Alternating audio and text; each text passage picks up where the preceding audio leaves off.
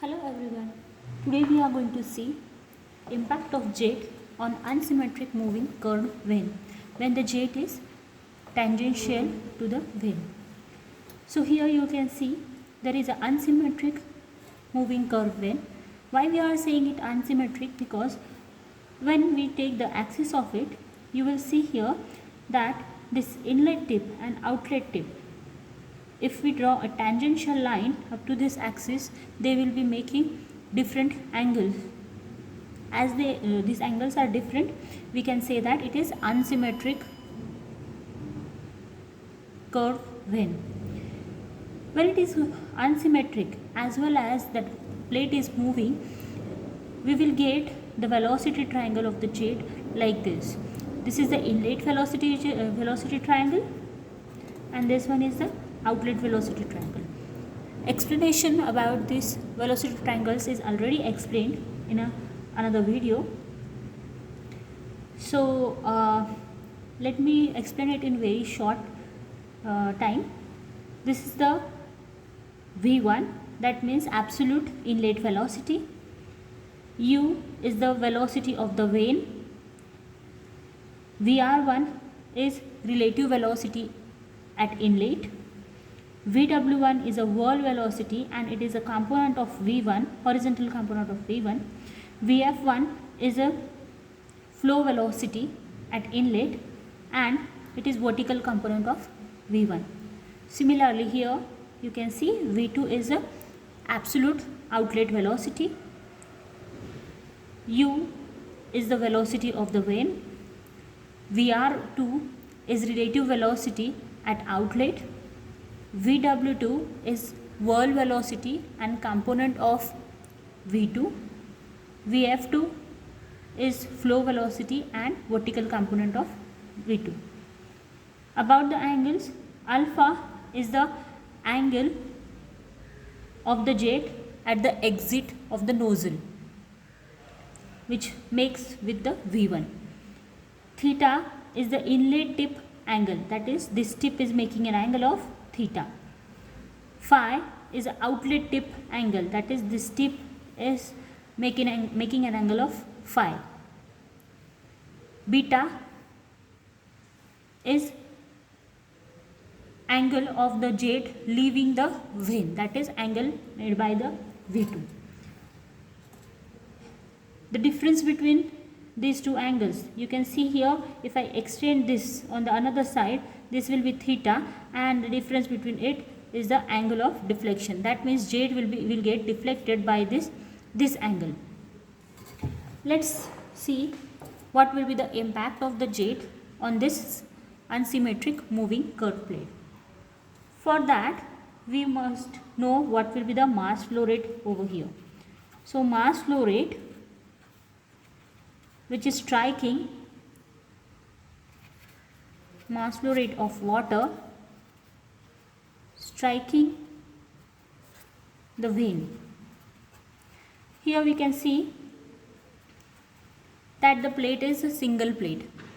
So we know very well that when the plate is a single plate and it is moving, at that time the mass flow rate will be equal to rho A into VR1, that is relative velocity. In a previous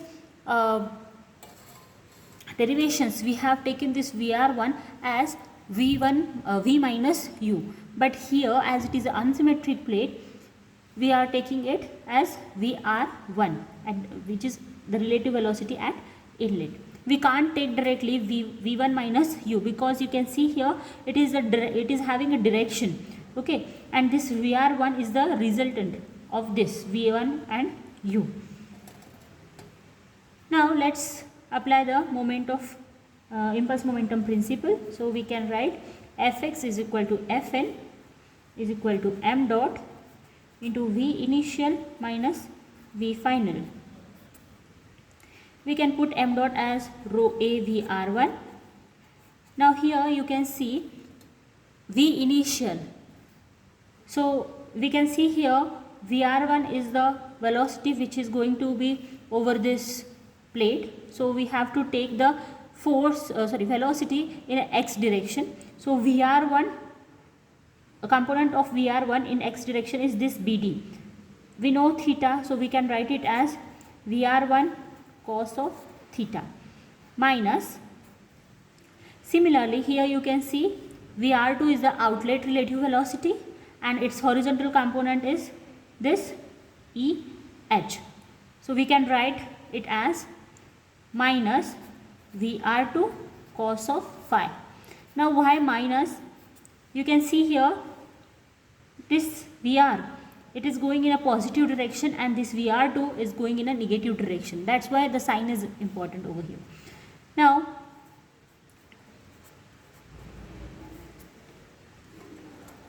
what is this VR1 cos of theta? We can see here it is this BD. Again we can write this BD as VW1 minus U. So we can write VW1 minus U. This minus minus will become plus, and what is this VR2 cos phi? That is this EH, and we can write it as VW1 plus U. VW2 plus U. So here we can see this U will get cancelled, and at the end we will get rho A VR1 VW1 plus VW2. Now this is the condition when your beta is less than 90 degree. Here you can see the beta is less than 90 degree. There is another condition, that is when beta is 90 degree. That means if your V2 is turning like this. Okay, so when the V2 is turning like this, you can see that this V2 will be coinciding with this VF2. When it is going to coincide with this VF2, the value of this VW2 will be 0. So let's take the another condition, that is when beta is equal to 90. So when the beta is equal to 90, we can see here VW2 will become 0. Okay, so we can write the same equation by putting the value of VW2, that is rho A VR1 into VW1. This is the one condition. The next condition is, what if your beta is more than 90 degree? That means this V2 will turn in the another direction like this. If it is going to turn in the another direction, you can see here this direction will turn into the another direction. Okay, so what will happen? Your triangle will be in this way. So this will be V2, this will be VW2, and this will be your VF2, and this angle will be your beta, which is more than 90 degree. So when the case is like this, you can see here VW2 is going in a positive direction now. Okay, so now what will happen here? This minus, okay, and this is actually the positive one, right? So if it is going to be positive, what will happen?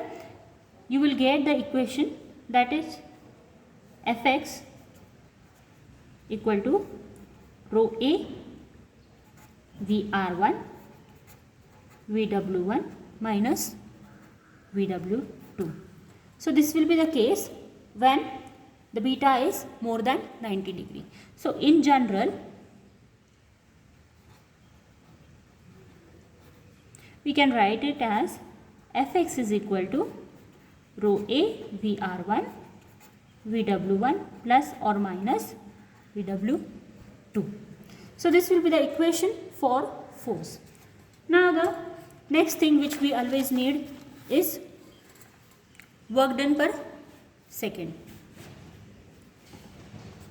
Work done per second. Now we know very well that work done per second is Fx into U, and we have found that Fx is, let's take the common equation, that is rho A VR1 VW1 plus VW2. That is the case number 1, that is beta is less than 90 degree into U. So this will be the equation for the work done per second. Unit will be watt. Now there is one more term, that is work done per Newton of water. Okay, work done per Newton of water. That means how much work will be developed when 1 Newton of water is going to strike on the plate. Okay, this is actually needed when you don't know how much quantity you are having. So what we are supposed to do, simply take your work done per second, VW1 plus VW2 into U, divide by 1 Newton of the water which is going to be striking. So how much is the mass flow rate? We know very well that. Okay, and mass flow rate into gravity will give you the Newton per second, right? Why we are taking Newton per second? Because here you can see this is work done per second, so second will get cancelled. Okay, so that's why finally your value will be equal to work done per Newton of water, not work done per second per Newton of water. Okay, so how much water Newton of water is going to strike? That is this mass flow rate into gravity. So you can see here this term will get cancelled and you will get the equation, very simple equation, that is 1 by G plus VW1 plus VW2 into U. So this will give you work done per Newton of water. Sometimes you can also find work done per kg of water. In that case you don't have to use this G again. So your equation will be only this one. Okay, so only this much will be your equation in that case, right? The next term which you have to find, that is efficiency, which is very important parameter because it defines that how much is your input, and according to your input how much you are getting. That means how much efficiently your system is working. Okay, so efficiency, this here efficiency is equal to work done per second by kinetic energy per second. That means how much energy you are supplying. This kinetic energy again, which we have seen in a previous videos, that kinetic energy per second means what is it? It is the input which you are supplying from the nozzle. Okay, so the energy which is at the outlet of the nozzle is your kinetic energy per second. Now let's see what we will get. Work done per second is rho A VR1 VW1 plus VW2 into U divided by kinetic energy is 1 by 2 rho A V1 Q. Okay, so rho A V1 is the mass flow rate, so 1 by 2 m dot into V1 square, and finally you will get this equation as 1 by 2 rho A V1 Q. You can see here rho A will get cancelled and you will get the another simple equation, that is 2 into VR1 VW1 plus VW2 into U divided by V1 Q. So this will be the efficiency for the single unsymmetric moving curve plate.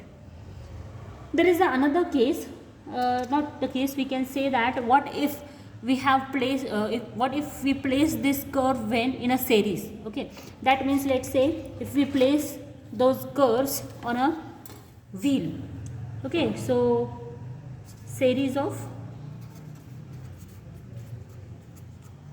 curved vane, okay, of course unsymmetric curved vanes. Okay, so whenever there is a series, okay, at that time the mass flow rate will be complete. That means it will be equal to rho A V1.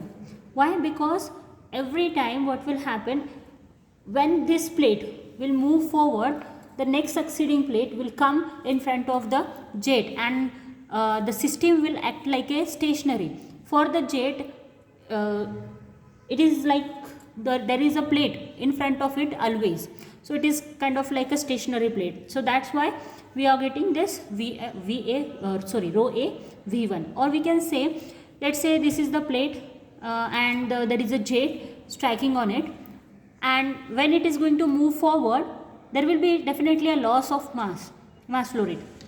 but whatever the loss of mass flow rate is, that will be overcome by next succeeding plate, because it will be like this at this place. So the part which is going to be lost, that will be taken by the next coming well. So that's why we are getting the mass flow rate as rho A V1. So as we know that mass flow rate is rho A V1, so here work done per second will be rho A V1, not VR1, into VW1 plus VW2 into U, and efficiency will be work done per second upon kinetic energy per second. So we will get the equation as rho A V1 VW1 plus VW2 into U divided by 1 by 2 rho A V1 cube.